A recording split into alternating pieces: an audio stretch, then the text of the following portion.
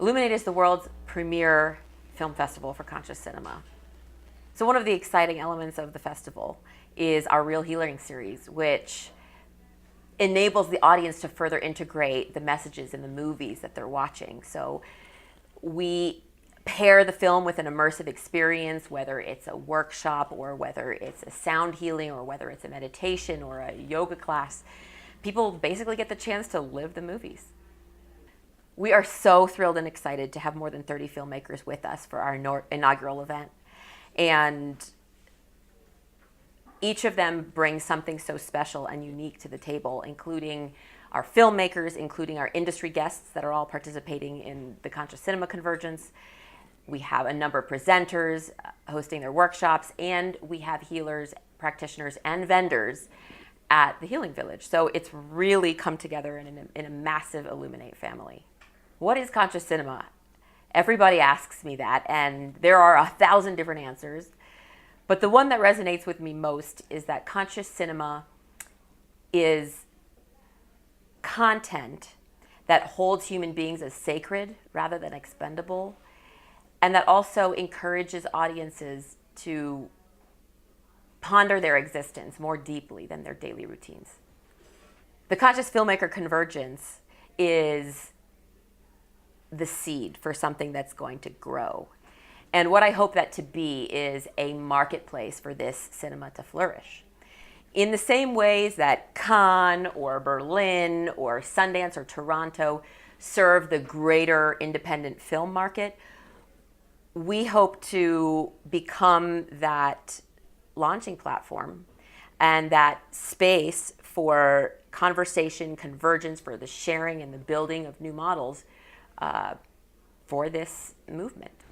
So our inaugural festival, May 29th through June 1st, features 22 films, 6 workshops, a healing village, a conscious filmmaker convergence, and many, many immersive, integrative experiences that go along with all of our films and stories.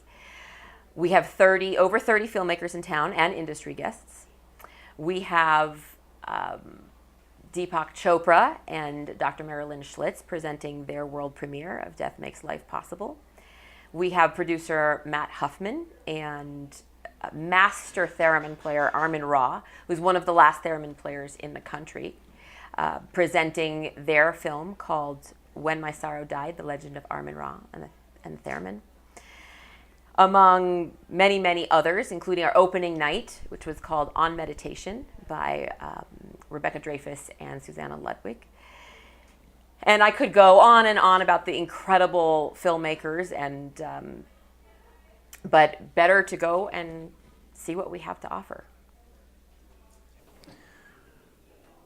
I think this film is a must-see for anyone who's going to die. Because so that's how it raises consciousness. Most people are in denial of the fact that they're going to die. They think death happens to everyone else, and they don't think about it till they either get sick or they have a crisis or somebody else dies in their family that they're close to. I think if you are aware that death is stalking you in every moment of your life, then life is very precious, and you make the best use of it.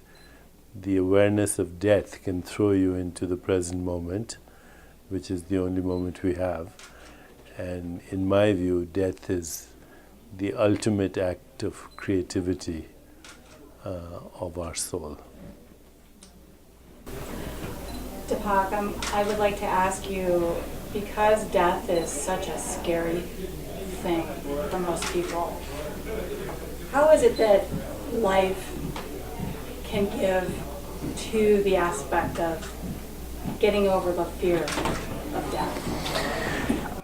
That's why we made the film, in order for people to understand that death is not the opposite of life. Death and birth are opposites. So birth and death are opposites. Life is the continuum of birth and death. I think people need to be aware of the fact that in the absence of death, life would not be possible. This would be a museum, and we would all be frozen and living in a fossilized and not a living universe. Only things that are not alive are not subject to death. So understanding death, as I've said many times, as an act of creativity, because in order to experience a new context, new meaning, new relationships, new story, something has to die. Otherwise, we become biological robots. If you want to be real, then you have to understand that death is what makes life possible. St. Paul, the great apostle, said, die unto death every day. And there's a huge message in that.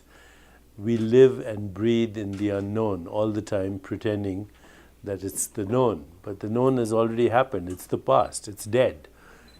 If you're already living in the unknown and you understand that's all you have all the time, and you surrender to that unknown, then you die to your past. And in that way, you vanquish the fear of death.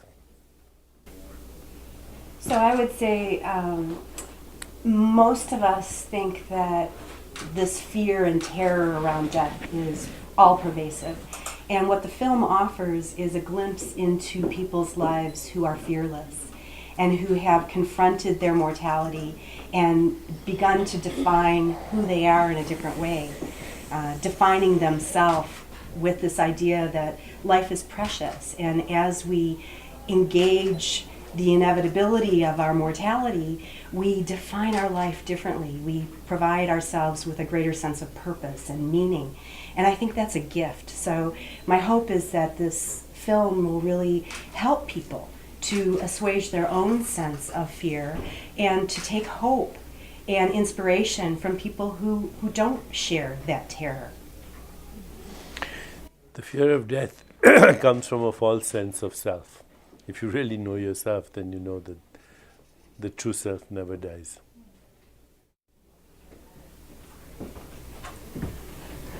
May I ask another question for Marilyn? Marilyn, I understand that this movie concept came to you about 12 years ago. Is that true? 12 years ago or so? Well, You started interviewing? So we started, looking at this topic probably closer to 3 decades ago, really interested in what is the nature of our experience around death and what is the evidence base for the possibility that our consciousness can survive bodily death. The concept for this movie really came 3 years ago here in Sedona at the inspiration of Deepak Chopra, who really suggested that we make a film out of some footage that I had that was very poor quality, standard def, and so that really started us on a 3-year odyssey to increase the quality of what we were collecting and to sample from a very wide variety of different cultures, traditions, belief systems, worldviews, and really to find a source of inspiration. So it's a synchronicity that we're here in Sedona at the same place where the film was birthed. I have a question about how we can support those who are grieving through death. I experienced a death of a loved one in January, and I noticed that a lot of people weren't able to handle it and wanted to turn their back from it, not deal with it. So how can we support, how can we be more of a community and support those who are going through a grieving process due to death? I think a lot of people are afraid to talk to people who are dying, and that causes a kind of alienation and a sadness and a loneliness on the part of those people who are making the transition. So I think a gift we have as those people who are present to the dying process is an affirmation that it's okay to have this conversation and to really begin to explore what is the worldview and belief system that people hold about what's going to happen next. And out of that can come a sense of comfort and relief. In terms of grief, there's different ways to approach grief. There are the qualities we can bring to our own transformation and our awareness around our mortality. And so meditation, contemplative practice, walking a labyrinth, journaling, there are many tools that we can use to gain greater insight. And then there are also those collective practices where we share with one another that sense of loss and hope. So I think of things like Memorial Day or the Day of the Dead practices that are so widespread. You know, it's an opportunity to really engage in the seamlessness of living and dying and being in relationship with other people who are sharing that experience with us. And also I think, you know, there's a great gift that comes when we think about the ways in which we can communicate with the departed. So because they die doesn't mean we lose that relationship. It means that that relationship transforms in some fundamental ways, and that's a gift for all of us. Dr. Chopra? One more question? We live in each other's consciousness, and consciousness never dies, so because it's not personal to begin with. Anybody else? Thank you. Ren. Oh, I'm sorry. Ren has. Sorry. Dr. Chopra, could you define naturopathy and share your view on this vitalist approach to maintaining one's health?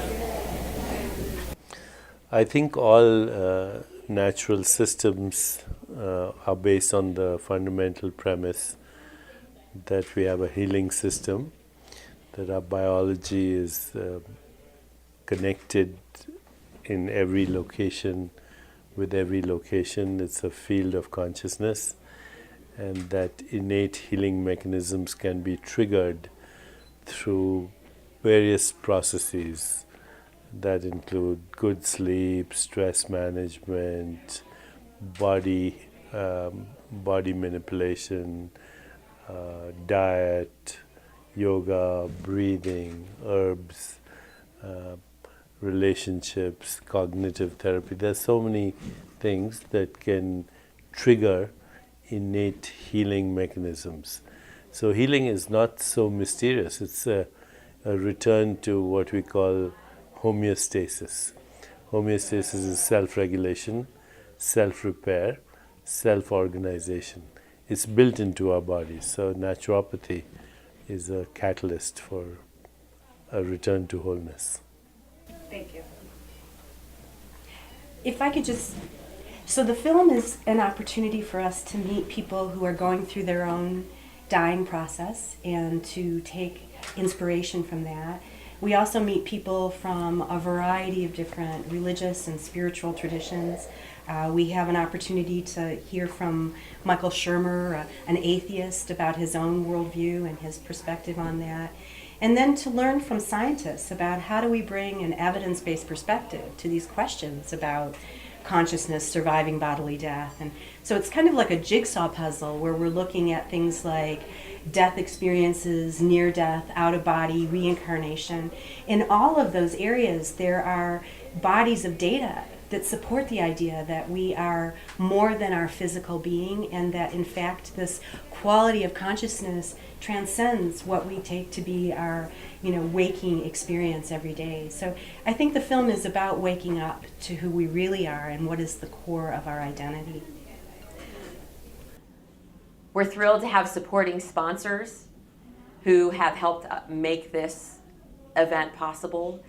Without question, we could not have manifested this without the Lodge of Sedona and Grace Grove, who have graciously offered to host a number of our special guests.